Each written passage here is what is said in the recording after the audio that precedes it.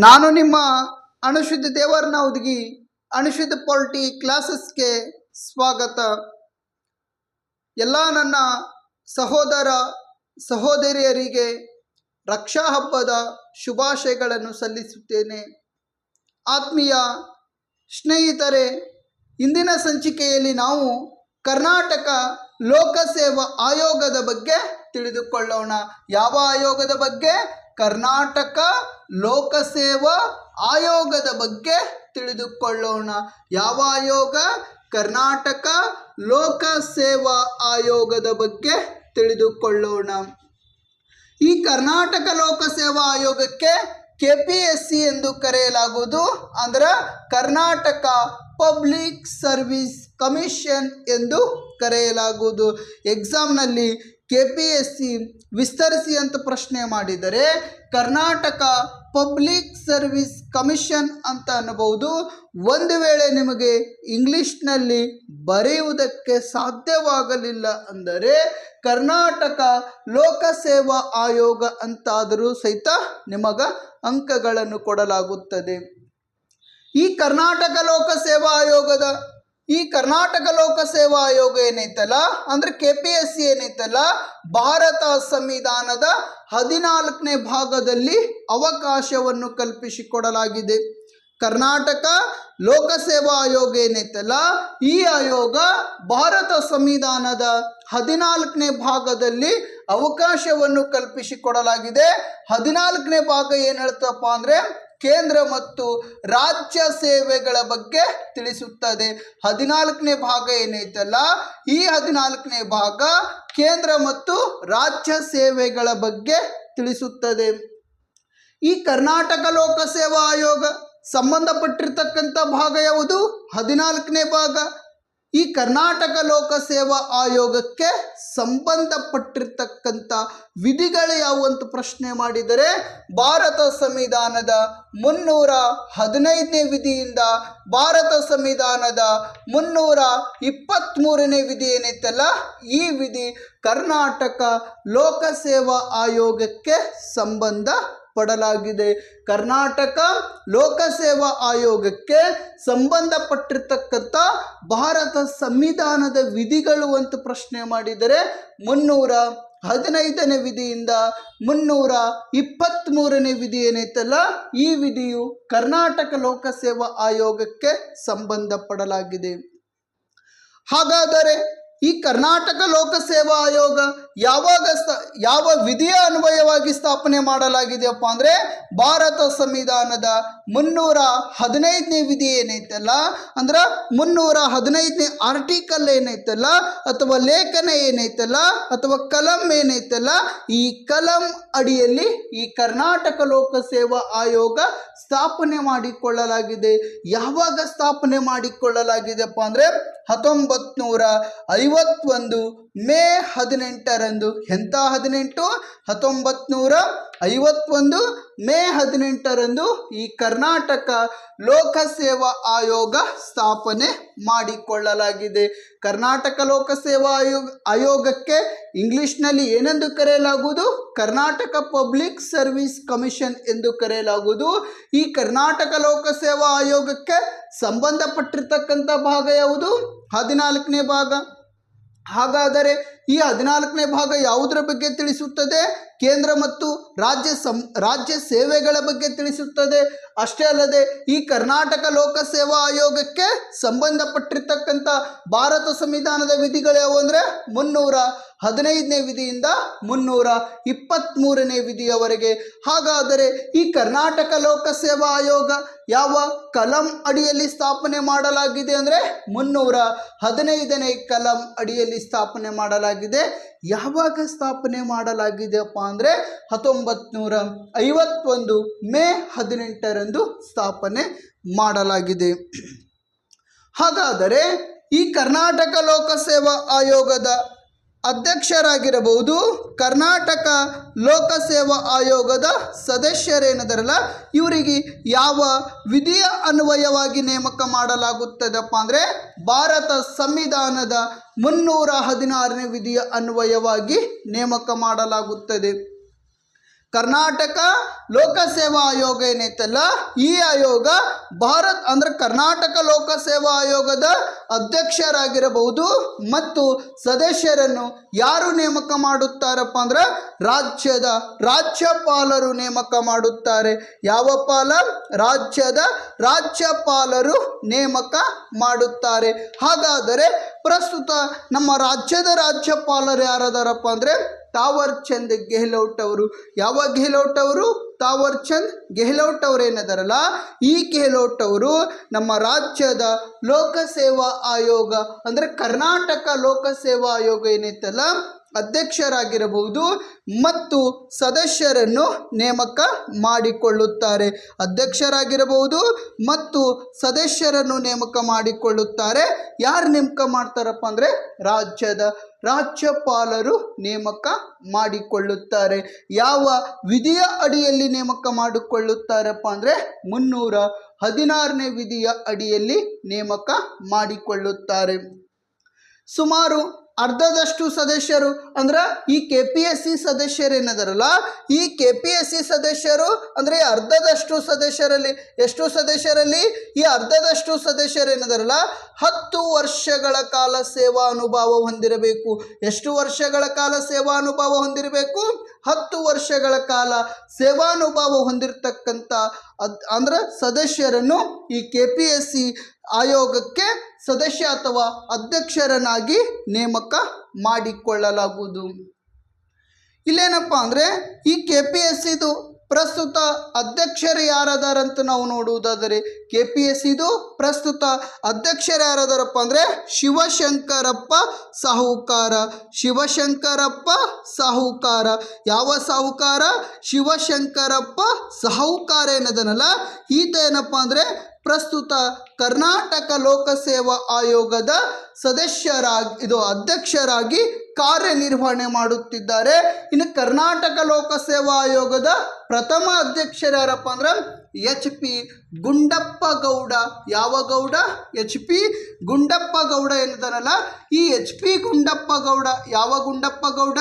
HP Gundappa Gowda ಏನಿದಾನಲ್ಲ, ಈ ಗುಂಡಪ್ಪ ಗೌಡ ಕರ್ನಾಟಕ ಲೋಕಸೇವಾ ಆಯೋಗದ ಪ್ರಥಮ ಅಧ್ಯಕ್ಷರಾಗಿ ಕಾರ್ಯನಿರ್ವಹಣೆ ಮಾಡಿದರು. ಪ್ರಸ್ತುತ ಅಧ್ಯಕ್ಷರು ಯಾರದಾರ? ಶಿವಶಂಕರಪ್ಪ ಸಾಹುಕಾರ ಅದಾರ.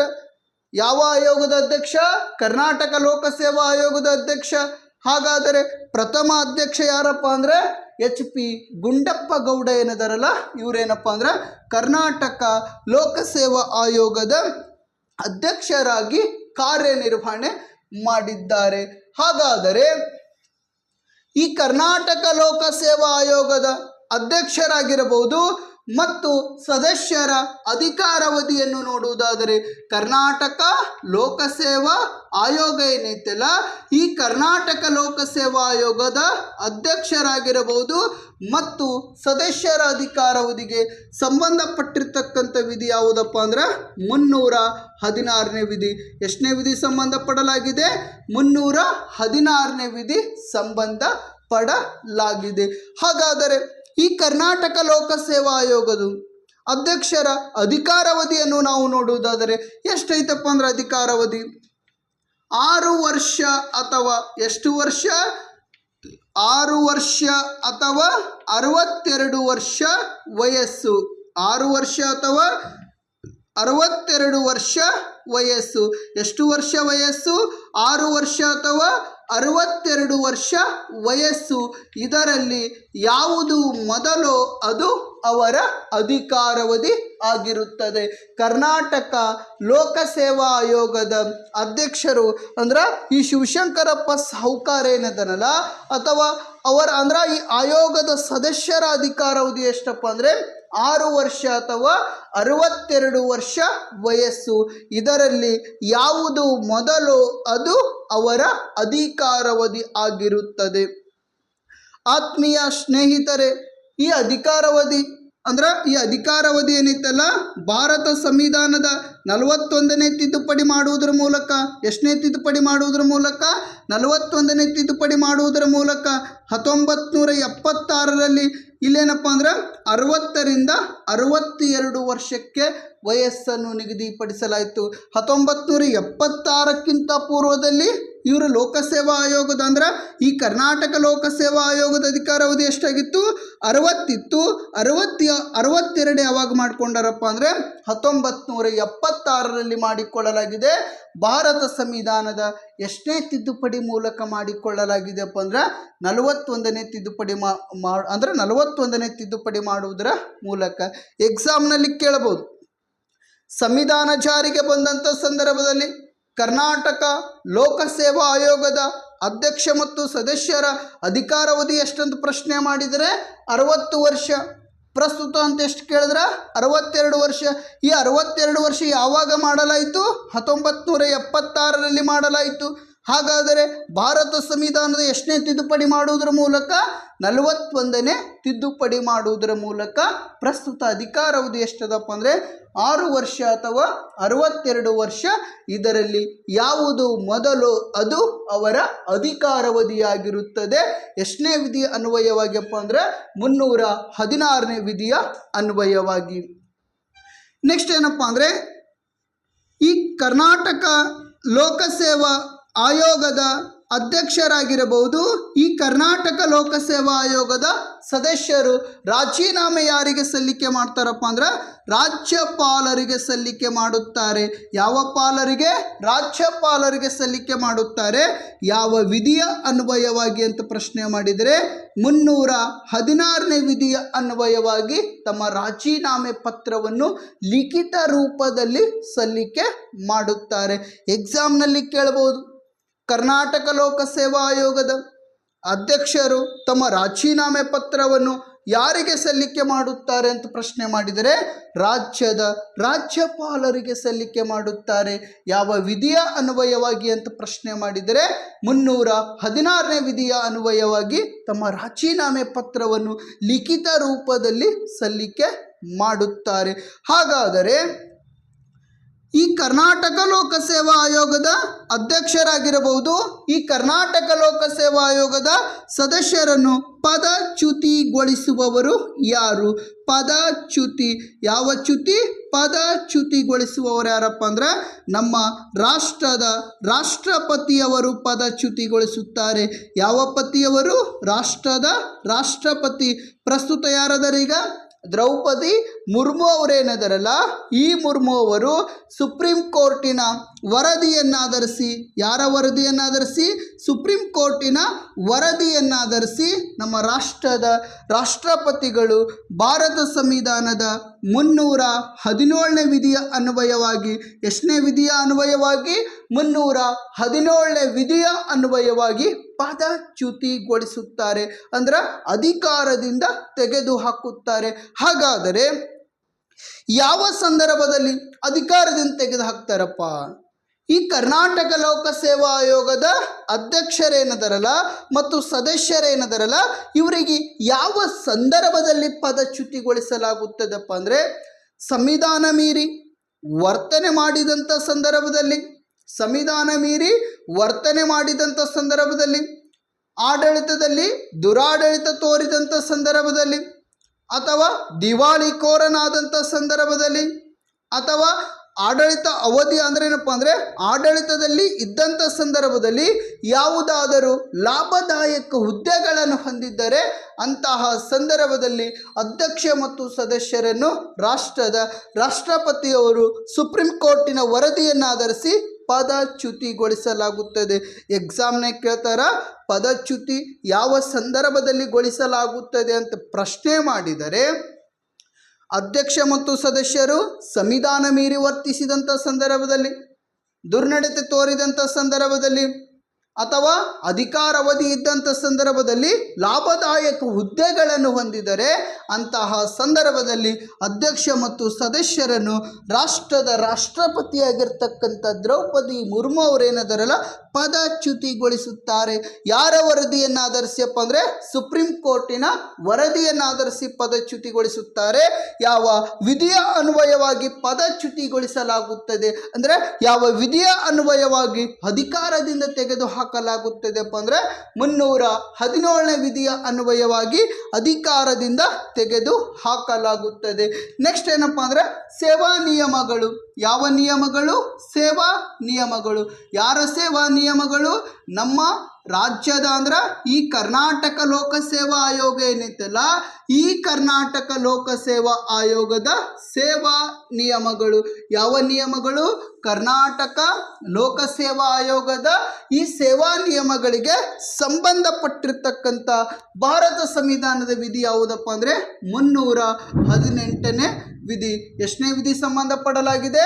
318ನೇ ವಿಧಿ ಏನೈತಲ್ಲ, ಈ ವಿಧಿ ನಮ್ಮ ರಾಜ್ಯದ ಲೋಕಸೇವಾ ಆಯೋಗದ ಅಧ್ಯಕ್ಷ ಮತ್ತು ಸದಸ್ಯರ ಸೇವಾ ನಿಯಮಗಳಿಗೆ ಸಂಬಂಧಪಡಲಾಗಿದೆ.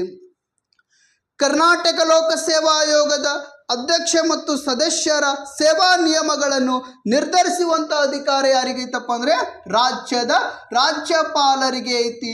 ಯಾವ ಪಾಲರಿಗೆ? ರಾಜ್ಯದ ರಾಜ್ಯಪಾಲರಾಗಿರ್ತಕ್ಕಂಥ ಪ್ರಸ್ತುತ ಯಾರದರ ತಾವರ್ ಚಂದ್ ಗೆಹ್ಲೋಟ್ ಅವರು ಏನದಾರಲ್ಲ, ಈ ಗೆಹ್ಲೋಟ್ ಅವರು ಕರ್ನಾಟಕ ಲೋಕಸೇವಾ ಆಯೋಗದ ಅಧ್ಯಕ್ಷ ಮತ್ತು ಸದಸ್ಯರ ಸೇವಾ ನಿಯಮಗಳನ್ನು ನಿರ್ಧಾರ ಮಾಡುತ್ತಾರೆ. ಹಾಗಾದರೆ ಇವರಿಗೆ ಅಂದ್ರೆ ಏನಪ್ಪ ಅಂದರೆ ಈ ರಾಜ್ಯ ಲೋಕಸೇವಾ ಆಯೋಗ ಅಂದ್ರೆ ಈ ಕರ್ನಾಟಕ ಲೋಕಸೇವಾ ಆಯೋಗ ಏನೈತಲ್ಲ, ಈ ಆಯೋಗದ ಸದಸ್ಯರ ವೇತನವನ್ನು ನಿರ್ಧಾರ ಮಾಡುವವರು ಯಾರಪ್ಪ ಅಂದರೆ ರಾಜ್ಯ ಶಾಸಕಾಂಗ. ಯಾವಕ್ಕಾಂಗ? ರಾಜ್ಯ ಶಾಸಕಾಂಗ ಏನೈತಲ್ಲ, ಈ ರಾಜ್ಯ ಶಾಸಕಾಂಗ ಕರ್ನಾಟಕ ಲೋಕಸೇವಾ ಆಯೋಗದ ಅಧ್ಯಕ್ಷರ ಮತ್ತು ಸದಸ್ಯರ ವೇತನವನ್ನು ನಿರ್ಧಾರ ಮಾಡುತ್ತಾರೆ. ಹಾಗಾದರೆ ಇವರಿಗೆ ವೇತನ ಯಾವ ಸಂಚಿತ ನಿಧಿಯಿಂದ ನೀಡಲಾಗುತ್ತದೆಪ್ಪ ಅಂದರೆ ಯಾವ ಸಂಚಿತ ನಿಧಿಯಿಂದ ನೀಡಲಾಗುತ್ತದೆಪ್ಪ ಅಂದರೆ ರಾಜ್ಯ ಸಂಚಿತ ನಿಧಿಯಿಂದ ನೀಡಲಾಗುತ್ತದೆ. ಯಾವ ಸಂಚಿತ ನಿಧಿಯಿಂದ? ರಾಜ್ಯ ಸಂಚಿತ ನಿಧಿಯಿಂದ ನೀಡಲಾಗುತ್ತದೆ. ಈ ಕರ್ನಾಟಕ ಲೋಕಸೇವಾ ಆಯೋಗದ ಅಧ್ಯಕ್ಷ ಮತ್ತು ಸದಸ್ಯರ ಸೇವಾ ನಿಯಮಗಳಿಗೆ ಸಂಬಂಧಪಟ್ಟಿರ್ತಕ್ಕಂಥ ವಿಧಿ 318ನೇ ವಿಧಿ. ಹಾಗಾದರೆ ಈ ಕರ್ನಾಟಕ ಲೋಕಸೇವಾ ಆಯೋಗದ ಅಧ್ಯಕ್ಷ ಮತ್ತು ಸದಸ್ಯರ ವೇತನವನ್ನು ಅಂದ್ರೆ ಈ ಸೇವಾ ನಿಯಮಗಳನ್ನು ನಿರ್ಧಾರ ಮಾಡೋರು ಯಾರು? ರಾಜ್ಯಪಾಲರು ನಿರ್ಧಾರ ಮಾಡ್ತಾರೆ. ಇವರ ವೇತನವನ್ನು ನಿರ್ಧಾರ ಮಾಡೋರು ಯಾರು? ರಾಜ್ಯ ಶಾಸಕಾಂಗ ನಿರ್ಧಾರ ಮಾಡ್ತೈತಿ. ಹಾಗಾದರೆ ಇವರಿಗೆ ವೇತನ ಯಾವ ಸಂಚಿತ ನಿಧಿಯಿಂದ ನೀಡಲಾಗುತ್ತದಪ್ಪ ಅಂದರೆ ರಾಜ್ಯ ಸಂಚಿತ ನಿಧಿಯಿಂದ ನೀಡಲಾಗುತ್ತದೆ. ಯಾವ ನಿಧಿ? ರಾಜ್ಯ ಸಂಚಿತ ನಿಧಿ ಏನೈತಲ್ಲ, ಈ ರಾಜ್ಯ ಸಂಚಿತ ನಿಧಿಯಿಂದ ನೀಡಲಾಗುತ್ತದೆ. ಯಾವ ಸಂಚಿತ ನಿಧಿಯಿಂದ ನೀಡಲಾಗುತ್ತದೆ? ರಾಜ್ಯ ಸಂಚಿತ ನಿಧಿಯಿಂದ ನೀಡಲಾಗುತ್ತದೆ. ನೆಕ್ಸ್ಟ್ ಏನಪ್ಪ ಅಂದರೆ ಈ ಕರ್ನಾಟಕ ಲೋಕಸೇವಾ ಆಯೋಗದ ಅಂದ್ರೆ ಏನಪ್ಪ ಅಂದರೆ ಈ ಕರ್ನಾಟಕ ಲೋಕಸೇವಾ ಆಯೋಗದ ಏನದರಲ್ಲ ಇವರು ನಿವೃತ್ತಿಯಾದ ನಂತರ ಅಂದ್ರೆ ಈ KPSC ಅಧ್ಯಕ್ಷರು, ಯಾವ ಅಧ್ಯಕ್ಷರು? KPSC ಅಧ್ಯಕ್ಷರೇನದರಲ್ಲ, ಈ KPSC ಅಧ್ಯಕ್ಷರು ಭಾರತ ಸಂವಿಧಾನದ 319ನೇ ವಿಧಿಯ ಅನ್ವಯವಾಗಿ ಭಾರತ ಸಂವಿಧಾನದ 319ನೇ ವಿಧಿಯ ಅನ್ವಯವಾಗಿ ಈ KPSC ಅಧ್ಯಕ್ಷರು ಮರಳಿ KPSC ಅಧ್ಯಕ್ಷರಾಗುವಂತಿಲ್ಲ. ಮರಳೇನಾಗಂಗಿಲ್ಲಪ್ಪ ಅಂದರೆ KPSC ಅಧ್ಯಕ್ಷರಾಗುವಂತಿಲ್ಲ. ಯಾವ ವಿಧಿ ಹೇಳ್ತೈತಪ್ಪ ಅಂದರೆ ಭಾರತ ಸಂವಿಧಾನದ 319ನೇ ವಿಧಿ ಹೇಳುತ್ತದೆ. KPSC ಅಧ್ಯಕ್ಷರಾದಂಥ ವ್ಯಕ್ತಿ ಮರಳೇನಾಗಂಗಿಲ್ಲಪ್ಪ ಅಂದ್ರೆ KPSC ಅಧ್ಯಕ್ಷ ಆಗಂಗಿಲ್ಲ. ಇನ್ನು KPSC ಸದಸ್ಯರು ಯಾವ ಸದಸ್ಯರು? KPSC ಸದಸ್ಯರೇನಿದಾರಲ್ಲ, ಈ KPSC ಸದಸ್ಯರು ಮರಳೇನಾಗ್ಬೋದಪ್ಪ ಅಂದರೆ KPSC ಅಧ್ಯಕ್ಷನೂ ಆಗಬಹುದು. KPSC ಅಧ್ಯಕ್ಷನೂ ಆಗಬಹುದು. ನೆಕ್ಸ್ಟ್ ಏನಪ್ಪ ಅಂದರೆ UPSC ಅಂದ್ರೆ ಯೂನಿಯನ್ ಪಬ್ಲಿಕ್ ಸರ್ವಿಸ್ ಕಮಿಷನ್ ಏನೈತಲ್ಲ, ಈ ಕಮಿಷನ್ದು ಅಧ್ಯಕ್ಷರಾಗುವುದಕ್ಕೆ ಭಾರತ ಸಂವಿಧಾನ 319ನೇ ವಿಧಿ ಅವಕಾಶ ಕಲ್ಪಿಸಿಕೊಡಲಾಗಿದೆ. ಪ್ರಸ್ತುತ ಅಧ್ಯಕ್ಷರಾದರ ಶಿವಶಂಕರಪ್ಪ ಸಾವ್ಕಾರ. ಈತ ಏನಪ್ಪ ಅಂದ್ರೆ ಕರ್ನಾಟಕ ಲೋಕಸೇವಾ ಆಯೋಗದ ಪ್ರಸ್ತುತ ಅಧ್ಯಕ್ಷರಾರು ಶಿವಶಂಕರಪ್ಪ ಸಾವ್ಕಾರ ಏನದನಲ್ಲ ಈತ ಏನಪ್ಪ ಅಂದರೆ ಮರಳಿ KPSC ಅಧ್ಯಕ್ಷ ಸ್ಥಾನ ಅಲಂಕರಿಸುವಂತಿಲ್ಲ. ಇನ್ನು KPSC ಸದಸ್ಯರೇನದಾರಲ್ಲ ಈ KPSC ಸದಸ್ಯರು KPSCದು ಅಧ್ಯಕ್ಷನೂ ಆಗಬಹುದು ಮತ್ತು UPSCದು ಅಧ್ಯಕ್ಷನೂ ಆಗಬಹುದು.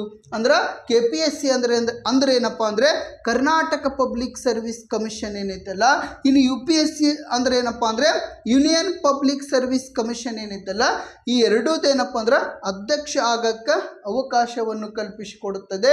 ಯಾವ ವಿಧಿಯಪ್ಪ ಅಂದರೆ 319ನೇ ವಿಧಿ ಅವಕಾಶ ಕಲ್ಪಿಸಿಕೊಡುತ್ತದೆ. ನೆಕ್ಸ್ಟ್ ಏನಪ್ಪ ಅಂದರೆ ಈ KPSC ಕಾರ್ಯಗಳ ಬಗ್ಗೆ ನೋಡುವುದಾದರೆ ಕಾರ್ಯಗಳ ಬಗ್ಗೆ ಹೇಳುವಂಥ ವಿಧಿ ಯಾವುದಪ್ಪ ಅಂದರೆ 320ನೇ ವಿಧಿ. ಯಾವ ವಿಧಿ? 320ನೇ ವಿಧಿ ಏನೈತಲ್ಲ ಈ ವಿಧಿ ಕರ್ನಾಟಕ ಲೋಕಸೇವಾ ಆಯೋಗದ ಅಧ್ಯಕ್ಷರಾಗಿರಬಹುದು ಮತ್ತು ಸದಸ್ಯರ ಕಾರ್ಯಗಳನ್ನು ನೋಡುವುದಾದರೆ ಯಾವ ವಿಧಿ ಅನ್ವಯವಾಗಿ ಕಾರ್ಯಗಳಿಗೆ ಸಂಬಂಧಪಡಲಾಗಿದೆ? 320ನೇ ವಿಧಿ ಏನೈತಲ್ಲ ಈ KPSC ಆಯೋಗದ ಕಾರ್ಯಗಳಿಗೆ ಸಂಬಂಧ ಪಡಲಾಗಿದೆ. ಹಾಗಾದರೆ KPSC ಮೊದಲನೇ ಕಾರ್ಯ ನೋಡುವುದಾದರೆ ರಾಜ್ಯ ಸೇವೆಗಳಿಗೆ ಸ್ಪರ್ಧಾತ್ಮಕ ಪರೀಕ್ಷೆಗಳನ್ನು ನಡೆಸುವಂಥ ಜವಾಬ್ದಾರಿ. ರಾಜ್ಯ ಸೇವೆಗಳೇನಿದಾವಲ್ಲ ಈ ರಾಜ್ಯ ಸೇವೆಗಳಿಗೆ ಸ್ಪರ್ಧಾತ್ಮಕ ಪರೀಕ್ಷೆಗಳನ್ನು ನಡೆಸಿ ಅಭ್ಯರ್ಥಿಗಳನ್ನು ನೇಮಕ ಮಾಡಿಕೊಳ್ಳುವಂಥ ಅಧಿಕಾರ ಯಾರಿಗಿತ್ತಪ್ಪ ಅಂದರೆ ನಮ್ಮ ಕರ್ನಾಟಕ ಲೋಕಸೇವಾ ಆಯೋಗಕ್ಕೆ ಐತಿ. ಕರ್ನಾಟಕ ಲೋಕಸೇವಾ ಆಯೋಗ ಏನೈತಲ್ಲ ಈ ಆಯೋಗ ಭಾರತ ಸಂವಿಧಾನದ 320ನೇ ವಿಧಿಯ ಅನ್ವಯವಾಗಿ ರಾಜ್ಯ ಸೇವೆಗಳಿಗೆ ಸ್ಪರ್ಧಾತ್ಮಕ ಪರೀಕ್ಷೆಗಳನ್ನು ನಡೆಸುವುದರ ಮೂಲಕ ಅಭ್ಯರ್ಥಿಗಳನ್ನು ಆಯ್ಕೆ ಮಾಡಿಕೊಳ್ಳಲಾಗುತ್ತದೆ. ಯಾರನ್ನು ಆಯ್ಕೆ ಮಾಡಿಕೊಳ್ಳಲಾಗುತ್ತದೆ? ಅಭ್ಯರ್ಥಿಗಳನ್ನು. ಯಾವ ಸೇವೆಗಳಿಗೆ ಸ್ಪರ್ಧಾತ್ಮಕ ಪರೀಕ್ಷೆ ನಡೆಸ್ತೈತಿ? ರಾಜ್ಯ ಸೇವೆಗಳಿಗೆ ಸ್ಪರ್ಧಾತ್ಮಕ ಪರೀಕ್ಷೆಗಳನ್ನು ನಡೆಸುವುದರ ಮೂಲಕ ಅಭ್ಯರ್ಥಿಗಳನ್ನು ಆಯ್ಕೆ ಮಾಡ್ತಾರೆ. ರಾಜ್ಯ ಸೇವೆಗಳಂತ ನೋಡುವುದಾದರೆ KAS ಅಂತ ನಾವು ಕರಿತೇವಲ್ಲ, ಕರ್ನಾಟಕ ಅಡ್ಮಿನಿಸ್ಟ್ರೇಟಿವ್ ಸರ್ವಿಸ್, ಕರ್ನಾಟಕ ಆಡಳಿತ ಸೇವೆ ಅಂತೇನು ಕರಿತೇವಲ್ಲ ಈ KAS ಪರೀಕ್ಷೆಗಳನ್ನು ನಡೆಸುವಂಥ ಜವಾಬ್ದಾರಿ ಯಾರಿಗೈತಪ್ಪ ಅಂದ್ರೆ KPSC ಅವರಿಗೆ ಐತಿ. ಈ KPSC ಅನ್ನುವಂಥ ಡಿಪಾರ್ಟ್ಮೆಂಟ್, ಈ KPSC ಅನ್ನುವಂಥದ್ದು ಈ ಆಯೋಗ ಏನೈತಲ್ಲ ಇದು ಏನಪ್ಪ ಅಂದ್ರೆ ಅತ್ಯಂತ ಏನಪ್ಪ ಅಂದ್ರೆ ದರಿದ್ರ ಆಯೋಗ ಅಂತ ಹೇಳ್ಬೋದು. ಯಾಕೆ ಈ ಪದ ಬಳಸಾಕತ್ತೀನಪ್ಪ ಅಂದ್ರೆ ದರಿದ್ರ ಆಯೋಗ ಅಂತ ಯಾಕೆ ಈ ಪದ ಬಳಸಾಕತ್ತೀನಪ್ಪ ಅಂದ್ರೆ ಇಲ್ಲಿ 2020 ಯಾವುದಾದರೂ ಹುದ್ದೆಗಳನ್ನು ಕರೆದಿದ್ರಪ್ಪ ಅಂದ್ರೆ ಆ ಹುದ್ದೆಗಳಿಗೆ ಏನಪ್ಪ ಅಂದ್ರೆ ಅಧಿಕಾರದೊಳಗೆ ಯಾವಾಗ ನೇಮಕ ಮಾಡ್ಕೊಳ್ತಾರಪ್ಪ ಅಂದರೆ ಸುಮಾರು ಅಂದರೆ 2025ರವರೆಗೆ ಕರ್ಕೊಂಡು ಹೋಗ್ತಾರೆ. ಅಂದರೆ ಏನಪ್ಪ ಅಂದ್ರೆ ಇಲ್ಲಿ 2020ರೊಳಗೆ ನೋಟಿಫಿಕೇಶನ್ ಮಾಡಿದ್ರಪ್ಪ ಅಂದ್ರೆ ಆರ್ಡ್ರ್ ಯಾವಾಗ ಕೊಡ್ತಾರ?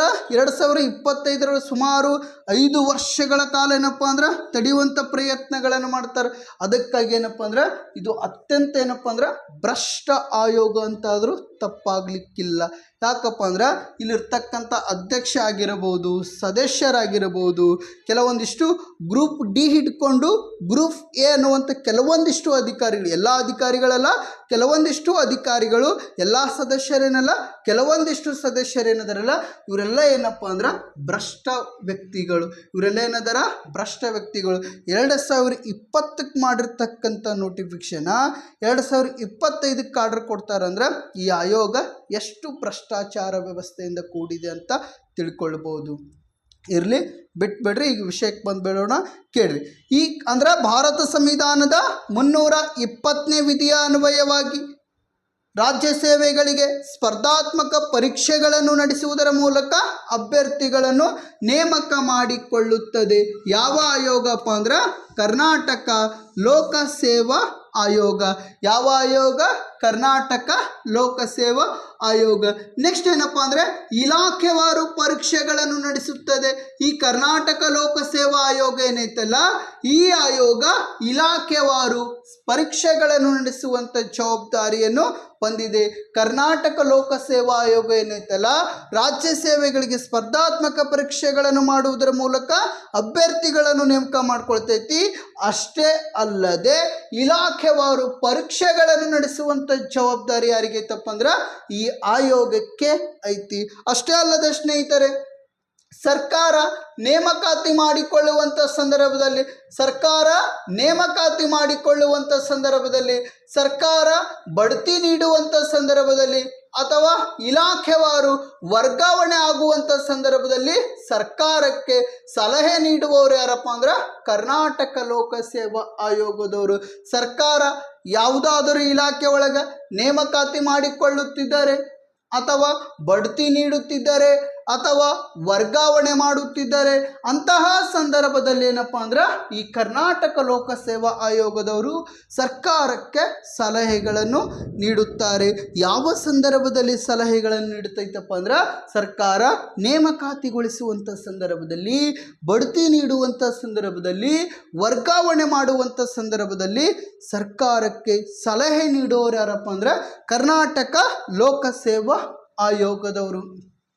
ನೆಕ್ಸ್ಟ್, ರಾಜ್ಯಪಾಲರ ಕೋರಿಕೆಯ ಮೇರೆಗೆ ರಾಜ್ಯಪಾಲರ ಕೋರಿಕೆಯ ಮೇರೆಗೆ ಕೆಲವೊಂದಿಷ್ಟು ಕಾರ್ಯಗಳನ್ನು ನಿರ್ವಹಿಸಿಕೊಂಡು ಹೋಗೋರು ಯಾರಪ್ಪ ಅಂದ್ರೆ ಈ ಕರ್ನಾಟಕ ಲೋಕಸೇವಾ ಆಯೋಗದವರು. ರಾಜ್ಯಪಾಲರು ಯಾವುದಾದರೂ ಇಲಾಖೆಯ ಕಾರ್ಯಗಳನ್ನು ನಿರ್ವಹಿಸಿಕೊಂಡು ಹೋಗಂತ ಹೇಳಿದ್ರೆ ಅಥವಾ ಯಾವುದಾದರೂ ನೇಮಕಾತಿಗಳನ್ನು ಮಾಡ್ಕೊಂಡು ಹೋಗಂತ ಹೇಳಿದಂಥ ಸಂದರ್ಭದಲ್ಲಿ ಆವಾಗ ರಾಜ್ಯಪಾಲರ ಕೋರಿಕೆ ಮೇರೆಗೆ ಆ ಕಾರ್ಯಗಳನ್ನು ನಿರ್ವಹಿಸಿಕೊಂಡು ಹೋಗುವಂಥ ಜವಾಬ್ದಾರಿ ಯಾರಿಗೈತಪ್ಪ ಅಂದರೆ ಈ ಕರ್ನಾಟಕ ಲೋಕಸೇವಾ ಆಯೋಗದವರಿಗೆ ಐತಿ. ನೆಕ್ಸ್ಟ್ ಏನಪ್ಪ ಅಂದರೆ ಈ ಕರ್ನಾಟಕ ಲೋಕಸೇವಾ ಆಯೋಗದವರು ವಾರ್ಷಿಕ ವರದಿ ಏನೈತಲ್ಲ, ಈ ವಾರ್ಷಿಕ ವರದಿ ಯಾರಿಗೆ ಸಲ್ಲಿಸುತ್ತಾರಪ್ಪ ಅಂದ್ರೆ ರಾಜ್ಯಪಾಲರಿಗೆ ಸಲ್ಲಿಸುತ್ತಾರೆ. ಯಾವ ವಿಧಿಯ ಅನ್ವಯವಾಗಿ ಸಲ್ಲಿಸಲಾಗುತ್ತದೆಪ್ಪ ಅಂದ್ರೆ ಭಾರತ ಸಂವಿಧಾನದ 323ನೇ ವಿಧಿಯ ಅನ್ವಯವಾಗಿ ಸಲ್ಲಿಸಲಾಗುತ್ತದೆ. ಕರ್ನಾಟಕ ಲೋಕಸೇವಾ ಆಯೋಗದವರು ವಾರ್ಷಿಕ ವರದಿ ಏನೈತಲ್ಲ, ಈ ವಾರ್ಷಿಕ ವರದಿ ಭಾರತ ಸಂವಿಧಾನದ 323ನೇ ವಿಧಿಯ ಅನ್ವಯವಾಗಿ ರಾಜ್ಯದ ರಾಜ್ಯಪಾಲರಿಗೆ ಸಲ್ಲಿಸುತ್ತಾರೆ. ಎಕ್ಸಾಮ್ನಾಗ ಕೇಳಬಹುದು, ಕರ್ನಾಟಕ ಲೋಕಸೇವಾ ಆಯೋಗ ವಾರ್ಷಿಕವಾಗಿ ವರದಿ ಯಾರಿಗೆ ಸಲ್ಲಿಕೆ ಮಾಡ್ತೈತಪ್ಪ ಅಂದರೆ ರಾಜ್ಯಪಾಲರಿಗೆ ಸಲ್ಲಿಕೆ ಮಾಡ್ತೈತಿ. ಯಾವ ವಿಧಿಯ ಅನ್ವಯವಾಗಿ ಅಂತ ಪ್ರಶ್ನೆ ಮಾಡಿದರೆ 323ನೇ ವಿಧಿಯ ಅನ್ವಯವಾಗಿ ಅಂತ ಹೇಳಬೇಕು. ನೆಕ್ಸ್ಟ್ ಏನಪ್ಪ ಅಂದರೆ ಇಷ್ಟೇನಪ್ಪ ಅಂದ್ರೆ ಕಾರ್ಯಗಳಂತ ನಾವು ನೋಡ್ಕೊಳ್ಬಹುದು. ಮೊದಲೇ ಕಾರ್ಯ ರಾಜ್ಯ ಸೇವೆಗಳಿಗೆ ಸ್ಪರ್ಧಾತ್ಮಕ ಪರೀಕ್ಷೆ ನಡೆಸ್ತೈತಿ. ನೆಕ್ಸ್ಟ್ ಇಲಾಖೆವಾರು ಪರೀಕ್ಷೆಗಳನ್ನು ನಡೆಸ್ತೈತಿ. ನೇಮಕಾತಿ, ಬಡ್ತಿ, ವರ್ಗಾವಣೆ ಸಂದರ್ಭದಲ್ಲಿ ಸರ್ಕಾರಕ್ಕೆ ಮಾಹಿತಿ ನೀಡ್ತೈತಿ. ನೆಕ್ಸ್ಟ್ ವಾರ್ಷಿಕ ಅಂದರೆ ಏನಪ್ಪ ಅಂದರೆ ರಾಜ್ಯಪಾಲರ ಕೋರಿಕೆ ಮೇರೆಗೆ ಕೆಲವೊಂದಿಷ್ಟು ಕಾರ್ಯಗಳನ್ನು ನಿರ್ವಹಿಸಿಕೊಂಡು ಹೋಗ್ತಾರ. ನೆಕ್ಸ್ಟ್ ವಾರ್ಷಿಕವಾಗಿ ವರದಿ ಯಾರಿಗೆ ಸಲ್ಲಿಕೆ ಮಾಡ್ತಾರ? ರಾಜ್ಯಪಾಲರಿಗೆ ಸಲ್ಲಿಕೆ ಮಾಡ್ತಾರ. ಯಾವ ವಿಧಿಯ ಅನ್ವಯವಾಗಿ ಸಲ್ಲಿಕೆ ಮಾಡಲಾಗುತ್ತದೆಪ್ಪ ಅಂದ್ರೆ 323ನೇ ವಿಧಿಯ ಅನ್ವಯವಾಗಿ. ಇಲ್ಲೇನಪ್ಪ ಸ್ವಲ್ಪ ಹಂಗಾಮಿ ಅಧ್ಯಕ್ಷರ ಬಗ್ಗೆ ನೋಡೋಣ. ಯಾವ ಅಧ್ಯಕ್ಷರ ಬಗ್ಗೆ? ಹಂಗಾಮಿ ಅಧ್ಯಕ್ಷರ ಬಗ್ಗೆ ನೋಡೋಣ. ಸಂವಿಧಾನ ಜಾರಿಗೆ ಬಂದಂಥ ಸಂದರ್ಭದಲ್ಲಿ ಹಂಗಾಮಿ ಅಧ್ಯಕ್ಷರಿಗೆ ಅವಕಾಶವನ್ನು ಕೊಟ್ಟಿರಲಿಲ್ಲ. ಈ ಹಂಗಾಮಿ ಅಧ್ಯಕ್ಷರಿಗೆ ಯಾವಾಗ ಅವಕಾಶವನ್ನು ಕೊಟ್ಟರಪ್ಪ ಅಂದ್ರೆ ಭಾರತ ಸಂವಿಧಾನಕ್ಕೆ 15ನೇ ತಿದ್ದುಪಡಿ ಮಾಡುವುದರ ಮೂಲಕ, ಎಷ್ಟನೇ ತಿದ್ದುಪಡಿ ಮಾಡುವುದರ ಮೂಲಕ? 15ನೇ ತಿದ್ದುಪಡಿ ಮಾಡುವುದರ ಮೂಲಕ 1963ರಲ್ಲಿ ಹಂಗಾಮಿ ಅಧ್ಯಕ್ಷ ಸ್ಥಾನಮಾನವನ್ನು ಕೊಡಲಾಯಿತು.